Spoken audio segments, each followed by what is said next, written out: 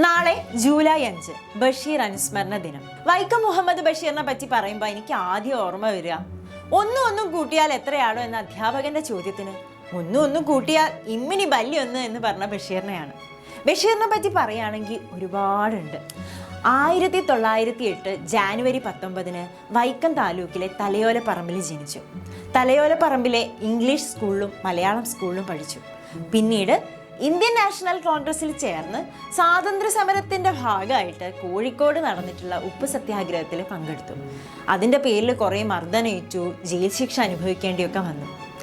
അദ്ദേഹത്തിൻ്റെ കൃതികളെ പറ്റി പറയുകയാണെങ്കിൽ എൻ്റെ ഉപ്പാപ്പയ്ക്ക് ഒരു ആന ഉണ്ടായിരുന്നു, ബാല്യകാല സഖി, മതിലുകൾ, പാത്തുമ്മയുടെ ആട് തുടങ്ങി അനവധി കൃതികളാണ് നമുക്കായിട്ട് സമ്മാനിച്ചിട്ടുള്ളത്. ഇന്ത്യൻ ഗവൺമെൻറ് പത്മശ്രീ നൽകി ബഷീറിനെ ആദരിച്ചിട്ടുണ്ട്. നമുക്കായിട്ട് അനേകം കൃതികളെ സമ്മാനിച്ച അദ്ദേഹം ബഷീർ, ബേപ്പൂർ സുൽത്താൻ എന്നറിയപ്പെടുന്ന നമ്മുടെ സ്വന്തം ബഷീർ 1994 ജൂലൈ 5 ഈ ലോകത്തോട് വിട പറഞ്ഞു. അദ്ദേഹത്തിൻ്റെ മരണദിനമായ ജൂലൈ 5 പിന്നീട് നമ്മൾ ബഷീർ അനുസ്മരണ ദിനമായിട്ട് ആചരിച്ചു വരുന്നു. അദ്ദേഹം ഈ ലോകത്തോട് വിട പറഞ്ഞെങ്കിലും അദ്ദേഹത്തിൻ്റെ കൃതികളിലൂടെയും കഥാപാത്രങ്ങളിലൂടെയും മനുഷ്യ മനസ്സുകളിൽ എന്നും ഉണ്ടായിരിക്കും.